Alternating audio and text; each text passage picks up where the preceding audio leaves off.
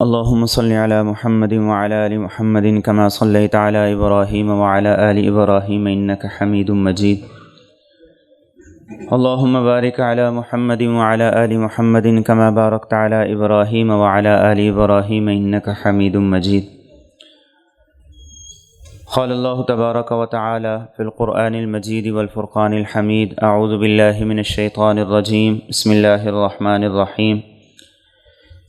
شهر رمضان الذي أنزل فيه القرآن هدى للناس وبينات من الهدى والفرقان. وقال النبي صلى الله تعالى عليه وسلم: من صام ولم يرفث ولم يفسق رجع كيوم ولدته أمه، أو كما قال عليه الصلاة والسلام. اللهم صل على سيدنا ومولانا محمد وعلى آل سيدنا ومولانا محمد وبارك وسلم وصل عليه. اللهم صل على سيدنا ومولانا محمد وعلى آل سيدنا ومولانا محمد وبارك وسلم وصل عليه. اللهم صل على سيدنا وسيد ساداتنا وسيد عاداتنا وحبيبنا وحبيب ربنا وصمدنا وأجملنا وأكملنا وأحسننا وأرفقنا وأعلانا وأولانا وأزكانا وأتقانا محمد صلى الله عليه وعلى آله وأهله وذرياته وصحابته ومن تبعهم بإحسان إلى يوم الدين. جس کا جو سیزن ہوتا ہے وہ اس کے لیے 6 ماہ پہلے سے تیاری کرتا ہے. گرمی کا سیزن شروع ہونے سے پہلے کولر بھی بنتے ہیں، پنکھے بھی بنتے ہیں، اور پورے کا پورا انتظام ہوتا ہے گرمی کے سیزن سے پہلے. اس لیے کہ اس کاروبار کرنے والے کو پتہ ہے کہ سیزن شروع ہونے کے بعد اگر میں محنت کروں گا تو کچھ نہیں حاصل کر پاؤں گا. سردی کا سیزن ہے، اس کا کام کرنے والا وہ 3 ماہ پہلے 4 ماہ پہلے سارے انتظامات مکمل کرتا ہے، سٹاک پورا کرتا ہے، اور پھر سردی کے انتظار میں بیٹھتا ہے.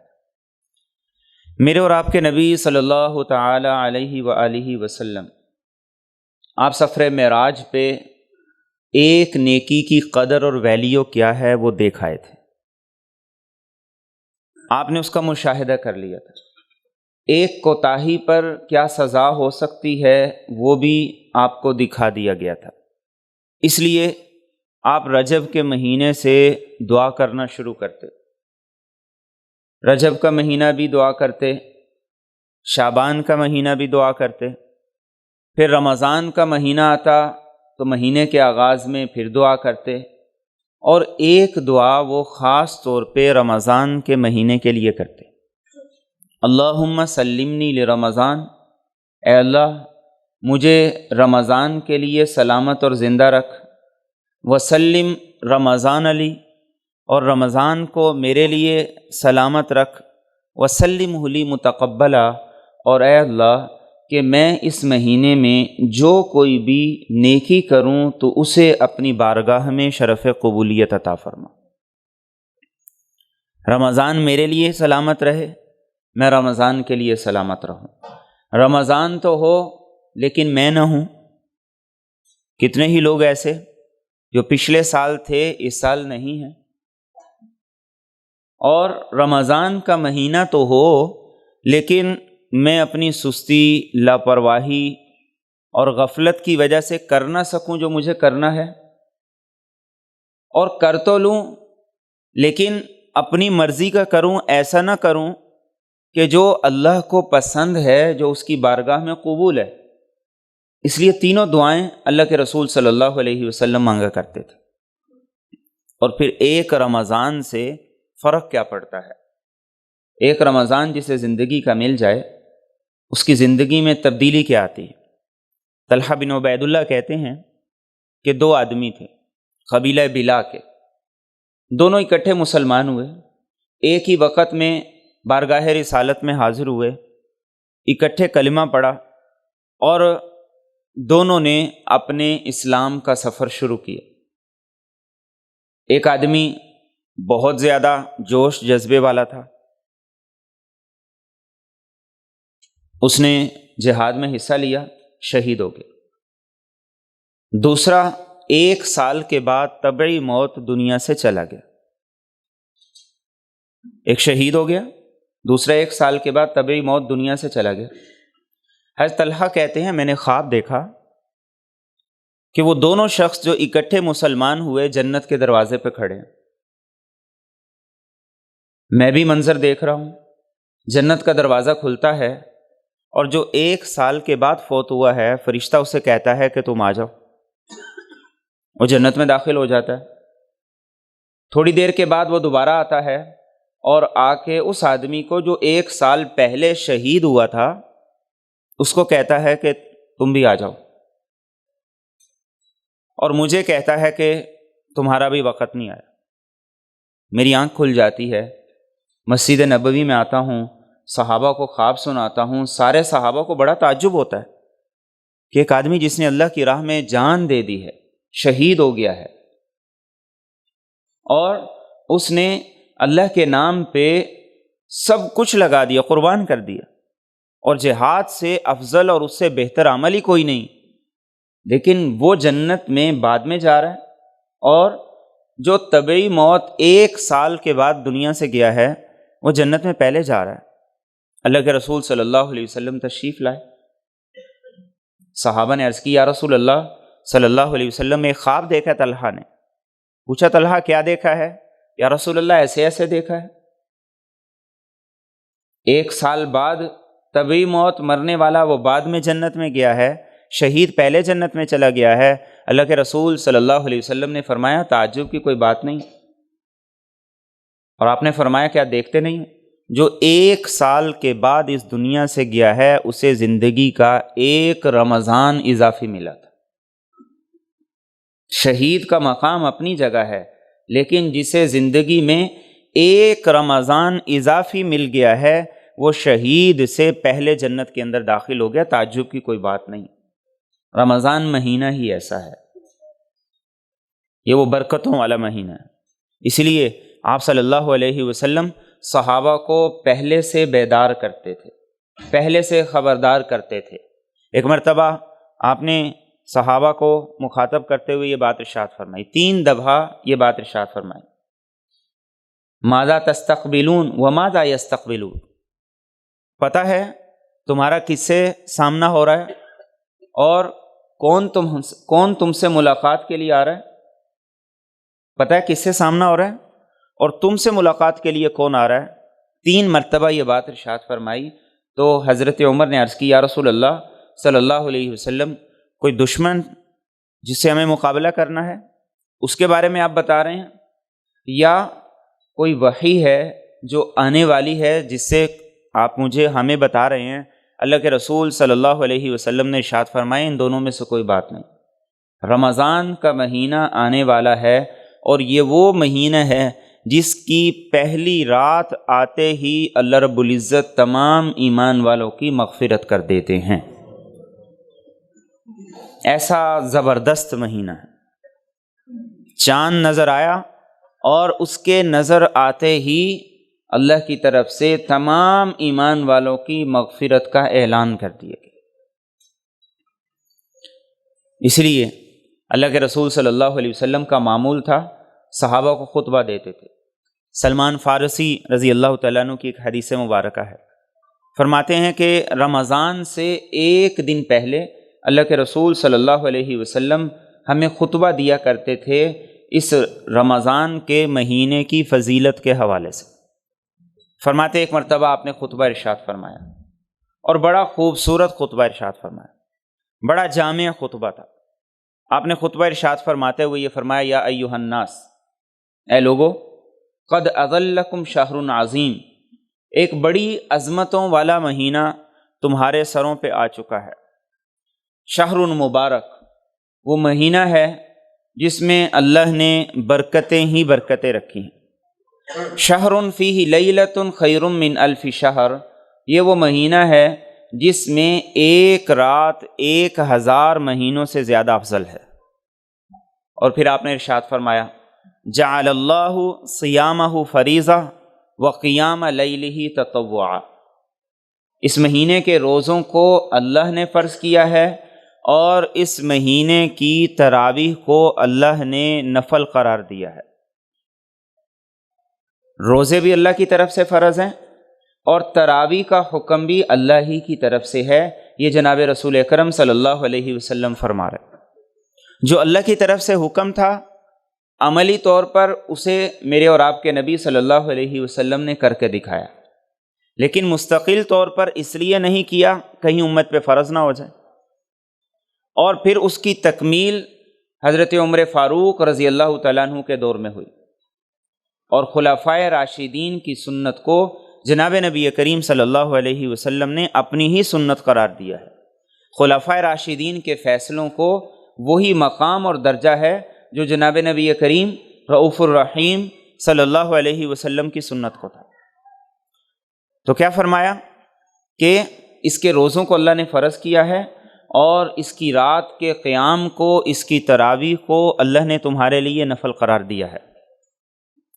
اور اگلی بات ارشاد فرمائے، من تقرب فیہ بخصلۃ من خیر، جو آدمی اس رمضان کے مہینے میں کوئی بھی نیکی کا کام کرتا ہے، چاہے وہ ذکر ہو، چاہے وہ خرچ ہو، چاہے وہ استغفار ہو، چاہے درود و سلام ہو، کسی کے کام آنا ہے، کسی کا ساتھ دینا ہے، کسی کا سہارا بننا ہے، کوئی بھی نیکی کا کام جو اس رمضان کے مہینے میں ادا کیا جاتا ہے، اللہ رب العزت اس کا اجر 70 گنا بڑھا دیتے ہیں۔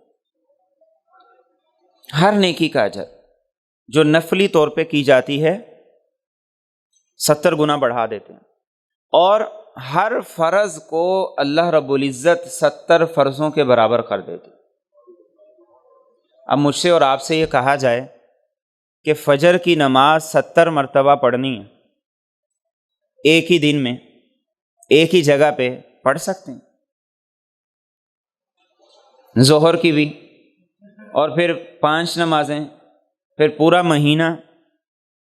میرے اور آپ کے مالک کا کتنا عظیم احسان ہے، ایک مرتبہ فجر پڑھتے ہیں 70 مرتبہ پڑھنے کا اجر لکھ دیتا ہے۔ اور ایک دو نمازوں کے لیے نہیں، فرمایا کہ پورا مہینہ جو بھی فرض ادا کرو گے اللہ رب العزت اس کا اجر 70 گنا بڑھا کے لکھ دیں گے، اور جو بھی نفل ادا کرو گے اس کا اجر 70 گنا بڑھا دیا جائے گا۔ اور یہ کب تک ہے؟ جب تک رمضان ہے۔ رمضان گیا تو جو معمول کے ریٹ ہیں وہ واپس آ جائیں گے، جیسے ہی رمضان گزرے گا معمول کا جو اجر ہے وہ واپس آ جائے گا۔ یہ رمضان کے مہینے کی قدر اور ویلیو ہے، اس میں دن بھی شامل ہے، اس میں رات بھی شامل ہے، اس میں نوافل بھی شامل ہیں، اس میں فرائض بھی شامل ہیں۔ تو میں اور آپ سوچیں کہ ہم اس قدر عظیم فضیلتوں کے والے مہینے میں، برکتوں والے مہینے میں کس قدر کوتاہی کے مرتکب۔ سیزن میں جو آدمی کام نہیں کرے گا تو وہ زندگی میں کوئی فائدہ اٹھا سکتا؟ سیزن میں بھی جسے خسارہ ہو جائے تو کوئی آدمی اس کے عذر کو قبول کرے گا؟ جہاں ہر ایک کما رہا ہے، جہاں ہر ایک کو مل رہا ہے اور ہر ایک مالا مال ہو رہا ہے، تو وہاں پہ کوئی آدمی یہ کہے کہ مجھے بڑا خسارہ ہوا ہے، یقیناً ایسے آدمی کو ہی سارے کوسیں گے کہ تمہاری غلطی ہے، تمہاری کوتاہی ہے، کام کے وقت میں تم نے سستی کی، لاپرواہی کی۔ اس لیے جناب نبی کریم صلی اللہ علیہ وسلم نے ایک دوسری حدیث میں یہ بات ارشاد فرمائی کہ جو آدمی اس مہینے میں بھی نیکی کرنے سے محروم رہا، نیکی کے معاملے میں سستی غفلت کا مرتکب رہا، آپ نے فرمایا کہ اسے پھر سارا سال نیکی کی توفیق نہیں مل سکتی۔ جو آدمی رمضان کے مہینے میں بھی سستی کرتا رہا وہ سارا سال کبھی چستی کا مظاہرہ کر ہی نہیں سکتا۔ اور رمضان کا مہینہ یہ مجھے اور آپ کو یہ فیصلہ کرنے کا موقع دیتا ہے، یہ مجھے اور آپ کو یہ بتاتا ہے کہ میرے اور آپ کی سستی، لاپرواہی، گناہ، بری عادتیں، ان سب میں شیطان کا حصہ کتنے فیصد ہے اور میرے اپنے نفس کا حصہ کتنے فیصد ہے۔ یہ رمضان کا مہینہ بتاتا ہے، اس لیے کہ جناب نبی کریم رؤوف الرحیم صلی اللہ علیہ وسلم نے یہ بات واضح طور پر ارشاد فرمائی کہ جیسے ہی رمضان کی پہلی رات ہوتی ہے شیاطین کو اللہ رب العزت قید کر دیتے ہیں۔ تو میرے اور آپ کا یہ یقین ہے کہ جو آپ نے فرمایا وہ بالکل سچ ہے، شیاطین قید ہو جاتے ہیں، کر دیے گئے ہیں، یہ آپ نے فرمایا ہے، اس میں شک و شبہ کی کوئی گنجائش نہیں ہے۔ لیکن اب یہ موقع ہے مجھے اور آپ کو دیکھنے کا، جانچنے کا کہ میری سستی، میری بری عادات، میری لاپرواہی اور میرے معمولات، میری روٹین، اس میں میرے اپنے نفس کا کتنا حصہ ہے اور شیطان کا کتنا حصہ ہے۔ بہت سے لوگ یہ سوال کرتے ہیں، یہ پوچھتے ہیں کہ جب رمضان کے اندر شیطان قید ہو جاتا ہے تو پھر گناہ کیوں نہیں ختم ہوتے؟ رمضان میں تو شیطان نہیں ہے تو پھر جرائم کیوں نہیں رکتے ہیں؟ یہ جرائم اس لیے نہیں رکتے ہیں کہ شیطان کا حصہ ان کاموں میں ہے ہی نہیں، یہ اب انسان کے اپنے نفس کی عادتیں ایسی پکی ہو گئی ہیں کہ شیطان سارا سال بھی قید رہے تو یہ جرائم رکیں گے نہیں، یہ بری عادتیں جائیں گی نہیں، یہ روٹین اور یہ معمولات، اس میں کوئی تبدیلی نہیں آئے گی۔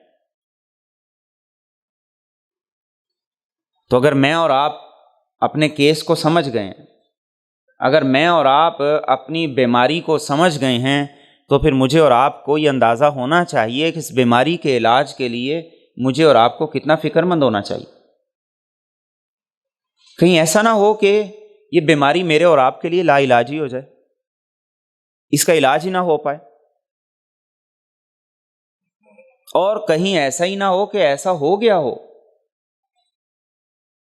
زندگی کے کتنے رمضان اللہ رب العزت نے مجھے اور آپ کو صحت عافیت کے ساتھ عطا کیے ہیں، لیکن رمضان کے آنے کے ساتھ ہماری عادات، ہمارے اخلاق، ہمارے معمولات، ہماری روٹین میں کتنی تبدیلی آتی ہے۔ یہ میرے اور آپ کے لیے ایک المیہ ہے، اور میرے اور آپ کے لیے سوچ اور فکر کی بات ہے، سنجیدگی کے ساتھ کہ ہم اپنا جائزہ لے لیں، احتساب کر لیں کہ ہماری عادات اور ہماری روٹین میں ہمارے اپنے خبیث نفس کا کتنا حصہ ہے۔ تو اللہ کے رسول صلی اللہ علیہ وسلم نے کیا خوبصورت بات ارشاد فرمائی، ہر فرض 70 فرضوں کے برابر، اور ہر نفل کا اجر اللہ رب العزت 70 گنا بڑھا دیتے۔ اور اگلی بات ارشاد فرمایا وَهُوَ شَهْرُ الصَّبْرِ وَالصَّبْرُ ثَوَابُهُ الْجَنَّةُ، فرمایا رمضان کا مہینہ یہ صبر کا مہینہ ہے، رمضان کا مہینہ یہ صبر سکھاتا ہے، اور صبر کا بدلہ کیا ہے، صبر کی جزا کیا ہے؟ فرمایا اس کی جزا صرف اور صرف جنت ہے۔ یہ صبر ہی تو ہے۔ اذان ہو گئی ہے، کھانا پینا چھوڑ دو، یہ صبر ہی ہے۔ اذان کا انتظار کرو، اس وقت تک نہ کھا سکتے ہو اور نہ پی سکتے ہو، یہ صبر ہی ہے کہ سارا دن صحت بھی ہے، عافیت بھی ہے، موقع بھی ہے، سب کچھ ہے، لیکن انسان نہیں کھاتا، نہیں پیتا ہے۔ بسا اوقات پیاس کی تڑپ بھی شدید ہوتی ہے، بسا اوقات روزے کی شدت بھی زیادہ محسوس ہوتی ہے، لیکن انسان نہیں کھاتا۔ یہ کیا ہے؟ رمضان کے ذریعے سے صبر کی عملی تربیت دی جائے۔ اور پھر ایسے ہی اخلاق کا صبر، اللہ کے رسول صلی اللہ علیہ وسلم نے ایک دوسری حدیث میں ارشاد فرمایا کہ روزے کی حالت میں تم سے کوئی جھگڑتا ہے تو تم یہ کہو کہ انی صائم، میں روزے دار ہوں، بس جواب نہیں دینا، جھگڑنا نہیں۔ انی صائم کا کیا مطلب ہے کہ میں تو پریکٹس کر رہا ہوں اپنی بد اخلاقی کو کنٹرول کرنے کی، انی صائمن کا کیا مفہوم ہے؟ میں تو پریکٹس کر رہا ہوں اس بات کی کہ کوئی مجھے برا کہے تو میں نے اسے برداشت کرنا ہے، خاموش رہنا، جواب نہیں دینا، بدتمیز کے ساتھ بدتمیز نہیں بننا، جاہل کے ساتھ جاہل نہیں بننا، گنوار کے ساتھ گنوار نہیں بننا، گالی دینے والے کو گالی نہیں دینی، بلکہ کیا کرنا ہے؟ ادفع باللتی ہی احسن السیئہ، جو برا کر رہا ہے اس کے ساتھ مجھے اس سے بہتر رویے کے ساتھ پیش آنا ہے۔ کوئی گالی دے، آپ نے فرمایا، پھر بھی یہ کہنا ہے، کوئی برا بلا کہے پھر بھی یہ کہنا ہے۔ کیوں؟ اس لیے کہ اس مہینے میں صبر کی پریکٹس کرائی جا رہی۔ اور سب سے زیادہ ہم لڑتے کس مہینے میں سب سے زیادہ لڑتے ہیں؟ رمضان کے مہینے میں۔ چھوٹی چھوٹی سی بات پہ غصہ آتا ہے۔ تو روزہ صرف کھانے پینے سے رکنے کا نام نہیں ہے، روزہ تو ہے اپنی عادت اور روٹین کو، اخلاق کو، تمام تر معاملات کو بہتر کرنے کا اور ان کی اصلاح کا، اور اپنے اندر صبر پیدا کرنے کا۔ دل نہیں چاہتا، اور پھر وہی بات ہے، شیطان نہیں کہہ رہا کہ تراویح چھوڑ کے چلے جاؤ، لیکن پھر بھی نہیں کھڑے ہو پا رہے۔ یہ کھڑے کرنا اپنے آپ کو، یہی صبر کی پریکٹس ہے۔ اپنے آپ کو روکے رکھنا، یہی صبر کی تربیت ہے۔ اور پھر صرف قیام ہی نہیں ہے، صرف تراویح ہی نہیں ہے، بلکہ تراویح کے علاوہ رمضان کے اندر قرآن کو زیادہ تلاوت کرنا، عام روٹین سے، معمول سے کم از کم ایک مرتبہ پورے مہینے میں قرآن کریم مکمل ہو جائے۔ اب ایک سپارہ پڑھنا، اس کے لیے بیٹھنا مشکل ہے۔ جیسے ہی پڑھنا شروع کرتے ہیں، ایک خیال آتا ہے، ایک کام یاد آتا ہے، دوسرا یاد آتا ہے، اور کچھ یاد آئے نہ آئے، ہاتھ موبائل کی طرف ضرور جاتا ہے کہ چیک کر لوں۔ ہمارا سٹیمنا اتنا لوز ہو گیا ہے کہ ہم ایک جگہ بیٹھ کے، ایک سپارہ تو شاید زیادہ ہے، ہم آدھا سپارہ بھی یکسوئی کے ساتھ نہیں پڑھ سکتے۔ رمضان کا مہینہ کیا سکھا رہا ہے؟ اپنے آپ کو جہاں رب نے کہا کھڑے ہو جاؤ، کھڑے کرنے کی تربیت دینی ہے۔ جہاں اس نے کہا ہے بیٹھ جاؤ، تو وہاں بیٹھنے کی اپنے آپ کی مشق کرانی، دونوں چیزیں۔ وَالصَّبْرُ ثَوَابُهُ الْجَنَّہ، اور میرے اور آپ کی سوچ فکر کیا ہو کہ یہ مہینہ ہے، اسی مہینے میں یہ ہوگا، اس کے بعد نہیں ہوگا۔ جو بچہ ماں کے پیٹ سے اپاہج نکلے، اس کا علاج نہیں ہوتا۔ رمضان کی مثال تربیت کے حوالے سے ایسی ہے جیسے ماں کا پیٹ ہے۔ جو رمضان سے نکل گیا، اس کی تربیت نہیں ہوئی، اس کی اصلاح نہیں ہوئی، تو وہ باقی کے 11 مہینے بھی اسی غفلت اور لاپرواہی سے گزارے گا، بلکہ اس سے زیادہ غفلت اور لاپرواہی سے گزارے گا جیسے رمضان میں گزارے۔ تو پہلی چیز کیا فرمائی؟ کہ یہ صبر کا مہینہ ہے، یہ برداشت کا مہینہ ہے، یہ اپنے آپ کو کھڑا کرنے کا مہینہ ہے، یہ اپنی عادتوں کو ٹھہرانے کا مہینہ ہے۔ اور صرف اتنی بات نہیں، دوسری بات بھی ارشاد فرمایا وَشَهْرُ الْمُوَاسَاةِ، یہ غم خاری کا مہینہ ہے، یہ غم خاری کا مہینہ ہے، یہ دوسروں کی مشکلات میں کام آنے کا مہینہ ہے۔ ہم لوگ بہت پروفیشنل ہو گئے ہیں، صرف اسی کے کام آتے ہیں جو ہمارے کام آ سکتا ہے، اسی کے ساتھ قدم سے قدم ملاتے ہیں جو کل کو ہمارے قدم کے ساتھ بھی قدم ملا سکتا ہے، اسی کے لیے کسی کو فون کریں گے جو کل کو ہمارے لیے بھی کچھ کر سکتا ہے۔ رسول کریم صلی اللہ علیہ وسلم فرما رہے ہیں شہر المواسات، غم خاری کا مہینہ، ہر ایک کے کام آؤ، ہر ایک کے لیے قدم بڑھاؤ، ہر ایک کا ساتھ دو۔ اور اسی حدیث طیبہ میں آگے اس کی جو رمضان میں صورتیں ہیں وہ بھی بتائیں، اور فرمایا وَشَهْرٌ يُزَادُ فِيهِ رِزْقُ الْمُؤْمِنِ، یہ وہ مہینہ ہے جس میں اللہ مومن کے رزق کو بڑھا دیتا ہے۔ سبحان اللہ، یہ وہ مہینہ ہے جس میں اللہ مومن کے رزق کو بڑھا دیتا ہے، اور بڑھا نہیں دیتا۔ رمضان کا مہینہ شروع ہو گیا ہے، میرے اور آپ کا یہ یقین ہونا چاہیے کہ میرا اور آپ کا رزق اس مہینے میں بڑھ چکا ہے، بڑھے گا نہیں، بڑھ چکا ہے۔ کس لیے بڑھ چکا ہے؟ اس لیے کہ ہم اللہ کے کام میں لگ چکے ہیں، اس لیے کہ ہم اس کی اطاعت کی طرف اپنے آپ کو موڑ چکے ہیں، اس لیے کہ ہم نے عزم ارادہ کر لیا ہے کہ رمضان کا مہینہ آ گیا ہے، ہم نے اسے اس کی مرضی کے مطابق گزارنا ہے، تو اللہ فرماتے ہیں کہ تمہارے رزق میں میں نے اضافہ کر دیا۔ اور یہ کسی خاص مومن کے بارے میں نہیں، ہر ایمان والے کے رزق میں اللہ نے اضافہ کر دیا۔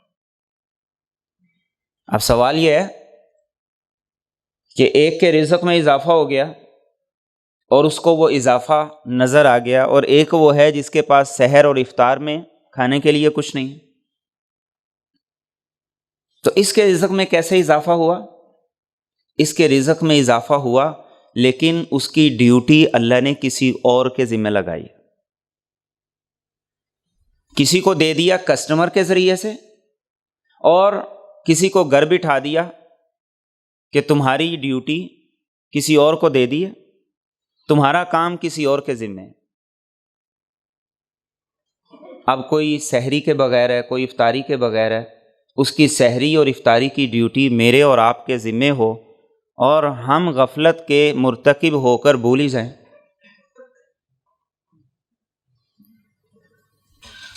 یہ شہر المواسات ہے، یہ غمخواری کا مہینہ ہے، یہ لوگوں کے کام آنے کا مہینہ ہے۔ اس لیے آپ نے ارشاد فرمایا کہ اس مہینے میں ایک کام جو ہر لیول پہ ہونا چاہیے، من فطر فیہ صائما، جو آدمی کسی ایک روزے دار کو روزہ افطار کروائے، اللہ رب العزت اسے 3 اجر عطا کرتے ہیں، اللہ رب العزت اسے 3 انعام عطا کرتے ہیں۔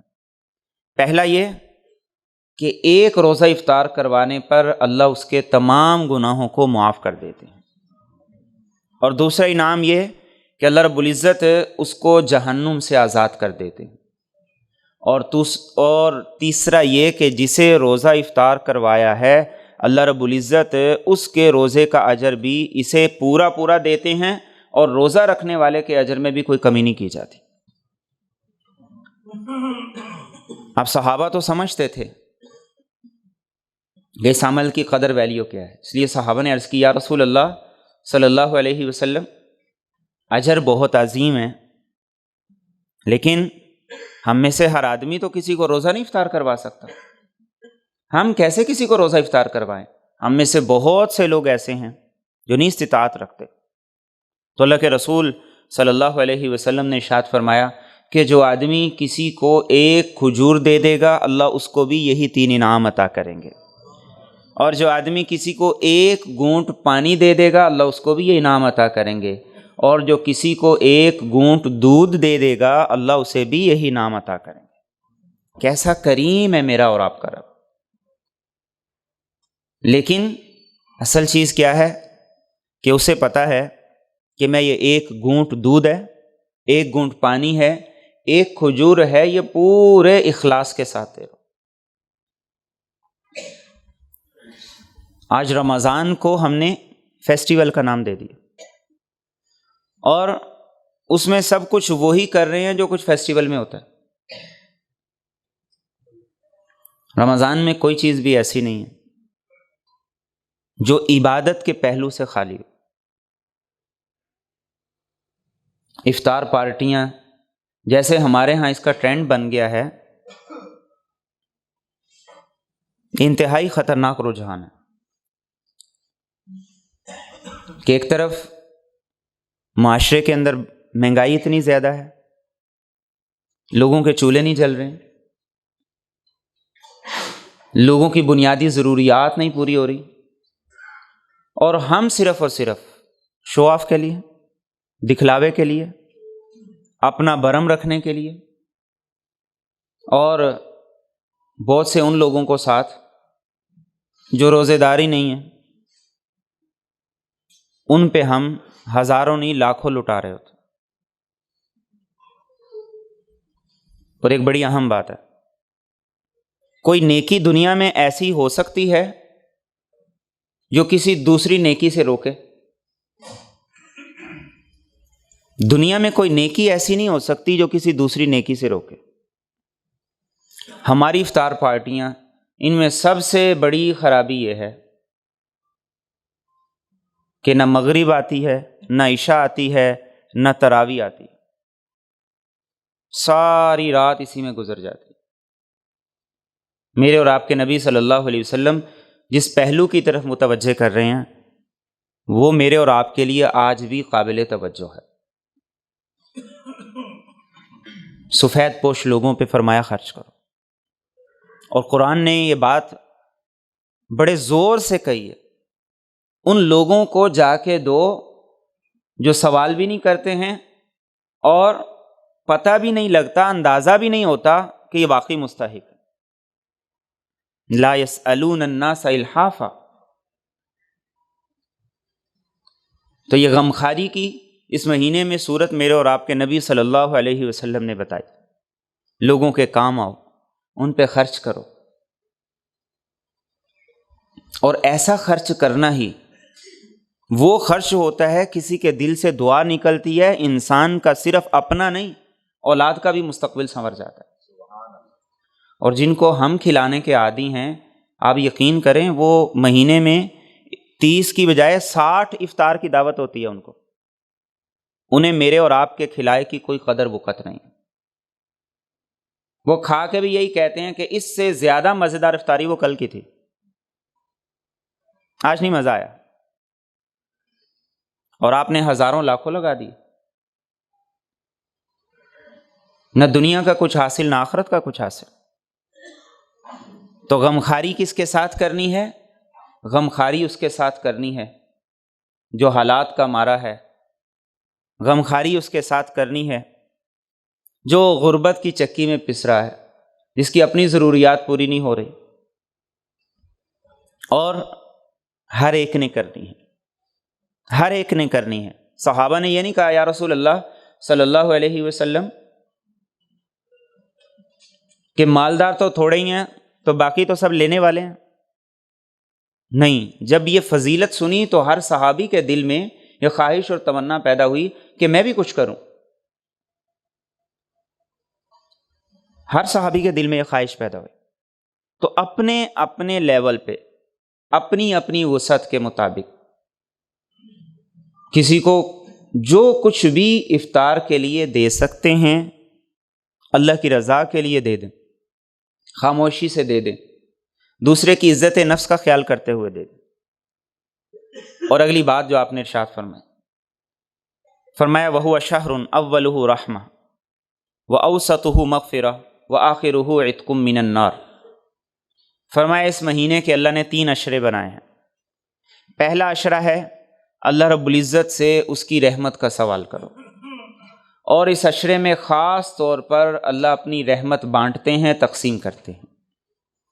دوسرا عشرہ ہے اللہ سے صرف معافی مانگو، اللہ سے صرف بخشش مانگو، اور تیسرا عشرہ ہے اللہ رب العزت سے زیادہ اس بات کی دعا کرو کہ وہ ہمیں جہنم سے آزاد کر دے۔ گویا 3 عشرے ہیں، 3 دعائیں خاص طور پر ہر عشرے میں کرو۔ پہلے عشرے میں کیا دعا کرو؟ یا اللہ اپنا رحم فرما، یا اللہ اپنا کرم فرما۔ دوسرے عشرے میں کیا دعا کرو؟ کہ اللہ معاف کر دے، درگزر کر دے، مغفرت کر دے، بخشش کر دے۔ تیسرے میں کیا دعا کرو؟ کہ یا اللہ مجھے جہنم سے آزاد کر دے، جہنم سے مجھے خلاصی عطا کر دے۔ اور اگلی بات جو آپ نے ارشاد فرمائی، اور یہ بھی غمخواری کی ایک صورت ہے رمضان کے مہینے میں، فرمائے من خفف عن مملوکی، جو آدمی رمضان کے مہینے میں اپنے ملازم کی ذمہ داری کم کر دیتا ہے، اللہ رب العزت اسے بھی 2 انعام عطا کرتے ہیں، ایک تو اس کی بخشش کر دیتے ہیں اور دوسرا اسے جہنم سے آزاد کر دیتے ہیں۔ ہم میں سے ہر آدمی کا کسی نہ کسی طرح لیبر سے واسطہ ہے. آپ زیادہ نہیں 5 منٹ بھی اس نیت سے کم کر دیں گے تو اللہ ضرور اجر عطا کریں گے. آپ اس 1 مہینے میں ان کی تنخواہ میں خوش دلی سے کچھ اضافہ کر دیں گے، اللہ اس پہ بھی انعام عطا کریں گے. کچھ کام کا دورانیہ کم کر دیں گے، اللہ اس پہ بھی انعام عطا کریں گے. اور یہ بھی ایک لحاظ سے سپورٹ ہے، یہ ایک لحاظ سے دوسرے کی حوصلہ افزائی ہے کہ اگر تم روزے دار ہو، تم نے روزہ رکھا ہے، تمہیں موسمی اثرات اثر کرتے ہیں، تو تمہاری لیبر وہ بھی مسلمان ہے، اس نے بھی روزہ رکھا ہوگا، تو اگر تم تھوڑا سا اس کے روزے میں معاون بن جاؤ گے، اس کے لیے کام میں تھوڑی سی نرمی کر دو گے، سہولت کر دو گے، تو اللہ رب العزت تمہارے گناہوں کو بھی معاف کریں گے، اور اس کے ساتھ ساتھ یہ ہے کہ اللہ رب العزت تمہیں جہنم سے بھی آزاد کرے. اور اس کے بعد آپ نے فرمایا کہ 4 کام ایسے ہیں جو رمضان میں لازمی کرو، 4 عادات رمضان میں پکی کر لو، 4 وظیفے اس رمضان کے مہینے میں اپنی عادت اور روٹین کا حصہ بناؤ. اور آپ نے فرمایا کہ 2 وظیفے ایسے ہیں جن سے تمہارا رب راضی ہوگا، اور 2 وظیفے ایسے ہیں جس کے کیے بغیر تمہارا گزارا نہیں. اور فرمایا وہ 2 وظیفے جن سے تمہارا رب راضی ہوگا وہ یہ ہیں، شہادت اللہ الہ الا اللہ، کہ کثرت سے لا الہ الا اللہ کا ورد کرو، کثرت سے لا الہ الا اللہ کے ترانے پڑھو. لا الہ الا اللہ تمہاری زبان کا یہ جزو لازم بن جائے، ہر وقت اسی کی تسبیح کرو. اور دوسرا استغفار کرو گے تو تمہارا رب تم سے راضی ہوگا. اور فرمایا کہ 2 کام ایسے کہ جن کو کیے بغیر تمہارا گزارا نہیں ہے، ان میں سے ایک یہ ارشاد فرمایا اللہ سے جنت کا سوال کرو اور جہنم سے اللہ کی پناہ طلب کرو. 4 کام بتا دی. پہلا کام کیا ہے؟ لا الہ الا اللہ کی کثرت کرنی ہے. اور کثرت کیا ہوتی ہے؟ کسی بھی وظیفے میں کثرت کی جو مقدار ہے وہ 300 سے اوپر شروع ہوتی ہے 700 1000 تک. یعنی 300 مرتبہ اگر کم از کم ہم کلمہ پڑھیں گے تو اس کا مطلب ہے کہ ہم نے کثرت سے کلمہ پڑھا ہے. اور 700 مرتبہ پڑھیں گے تو اس کا مطلب یہ ہے کہ ہم نے اس کلمے کو پورے طریقے سے اس کا حق ادا کیا ہے ایک دن میں. اور دوسری چیز کیا ہے؟ استغفار بھی 3 تسبیحات کم از کم، 100 مرتبہ استغفار، 300 مرتبہ استغفار، یا 300 کے بعد زیادہ سے زیادہ جتنا بھی ہو ایک دن میں. اور اللہ سے جنت کا سوال اور جہنم سے اللہ کی پناہ. میرے اور آپ کے نبی صلی اللہ علیہ وسلم امام الانبیاء تھے، انبیاء کے امام سردار تھے.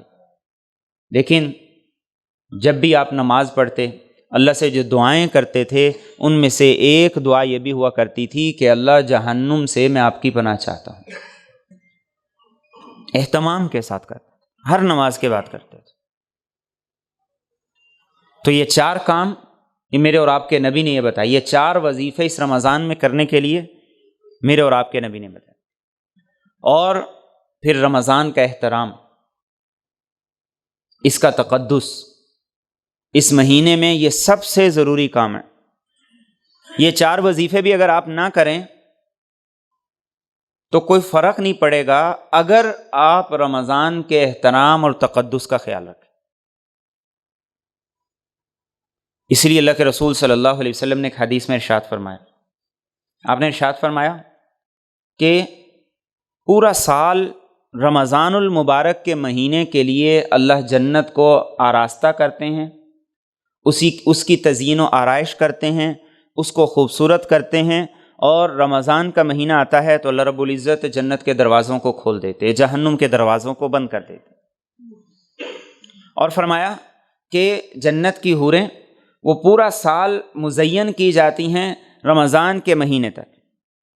اور جب رمضان کا مہینہ آتا ہے تو جنت اللہ سے یہ دعا کرتی ہے کہ اللہ اس مہینے میں بھی کچھ ایسے تیرے بندے ہوں جن کا فیصلہ یہ کر دیا جائے کہ اب وہ جنتی ہیں، اب وہ جہنم میں نہیں جائیں گے۔ اور حوریں اللہ سے کہتی ہیں کہ اللہ اس مہینے میں تیرے کچھ ایسے بندے ہوں جن کا ہم سے نکاح کر دیا جائے اور وہ ایسے سعادت مند ہوں کہ وہ جنت میں ہی آئیں، جہنم میں نہ جائیں۔ اور اس کے بعد اللہ کے رسول صلی اللہ علیہ وسلم نے رمضان کے احترام کا تذکرہ کرتے ہوئے ارشاد فرمایا جو آدمی رمضان کے مہینے میں کوئی نشہ آور چیز استعمال نہ کرے اور کسی پر الزام نہ لگائے، بہتان نہ لگائے، کسی کی غیبت نہ کرے، تو اللہ رب العزت اس کے گناہوں کو معاف کر دیتے ہیں۔ اور فرمایا جو آدمی کسی نشہ آور چیز کا اس مہینے میں استعمال کرے، اس رمضان کے تقدس کا خیال نہ کرے، کسی مسلمان پر بہتان لگائے، اس کی آبرو ریزی کرے، تو اللہ رب العزت اس کے 1 سال کے تمام نیک اعمال کو ضائع کر دیتے ہیں اور اس کے نامہ اعمال سے ختم کر دیتے ہیں۔ اجر بھی بڑا عظیم ہے اور اس مہینے کے تقدس کو پامال کرنے کی سزا بھی بہت زیادہ ہے کہ اگر اس مہینے کے تقدس کا خیال نہیں کرو گے تو اللہ 1 سال کی نیکیوں کو ضائع کر دیں گے، 1 سال کی محنت ضائع ہو جائے گی۔ اس لیے آپ نے فرمایا فاتقوا شہر رمضان فإنہ شہر اللہ، رمضان کے مہینے کے بارے میں اللہ سے ڈرو، یہ اللہ کا مہینہ ہے۔ اور اگلی بات جو ارشاد فرمایا میرے اور آپ کے نبی صلی اللہ علیہ وسلم نے کہ 11 مہینے اللہ نے تمہیں اپنی مرضی کرنے کے لیے دیے، جیسے مرضی سو، جیسے مرضی کھاؤ، جیسے مرضی پیو اور جو مرضی روٹین اور عادت بناؤ۔ 1 مہینہ اللہ نے اپنے لیے خاص کیا ہے کہ اس مہینے کی روٹین، اس مہینے کے معمولات کو جیسے میری رضا ہے ویسے کر دو۔ تو 11 مہینے تمہاری مرضی کے، 1 مہینہ تمہارے رب کی مرضی کا۔ اس لیے آپ نے فرمایا کہ اس 1 مہینے میں کم از کم اپنی عادتیں اللہ کے حکم کے مطابق اور اس کی رضا کے مطابق ڈالو۔ اس لیے آپ نے فرمایا فاتقوا شہر رمضان فإنہ شہر اللہ، رمضان کے مہینے میں اللہ سے ڈرو اس لیے کہ یہ اللہ کا مہینہ ہے۔ اور اس مہینے کا احترام ایسی عظیم چیز ہے۔ ایک مجوسی تھا، آگ پرست، بیٹے کے ساتھ بازار میں جا رہا تھا، بیٹے نے کوئی چیز لی اور بازار میں کھڑے ہو کے کھانا شروع کر دی۔ مجوسی آگ پرست غیر مسلم تھا، اس نے بیٹے کو تھپڑ مارا، اس نے کہا تمہیں پتہ نہیں رمضان کا مہینہ ہے اور تم بازار میں کھڑے ہو کے مسلمانوں کے سامنے کھا پی رہے ہو؟ اس نے کہا ابا آپ کون سا روزہ رکھتے ہیں؟ آپ بھی تو کھاتے پیتے ہیں۔ اس نے کہا ہاں میں روزہ نہیں رکھتا ہوں، مسلمان نہیں ہوں، کھاتا پیتا ہوں لیکن مسلمانوں کے سامنے نہیں۔ ہفتہ گزرا، باپ دنیا سے چلا گیا، کسی اللہ والے نے خواب میں دیکھا وہ جنت میں پھر رہا ہے۔ اس نے کہا تم تو مجوسی نہیں تھے، غیر مسلم نہیں تھے؟ اس نے کہا ہاں تھا، میں غیر مسلم تھا، مجوسی، لیکن جو میں نے اپنے بیٹے کو رمضان کے احترام کے لیے ایک تھپڑ مارا تھا، موت کے وقت اللہ نے مجھے ایمان بھی دیا، کلمہ بھی دے دی۔ تو اس مہینے کا احترام اللہ کو ایسا محبوب ہے کیونکہ اللہ کا مہینہ ہے، اللہ کا مہینہ ہے، اللہ کا مہینہ ہے۔ تو اس مہینے کا احترام، اسے سب سے زیادہ ملحوظ خاطر رکھیں۔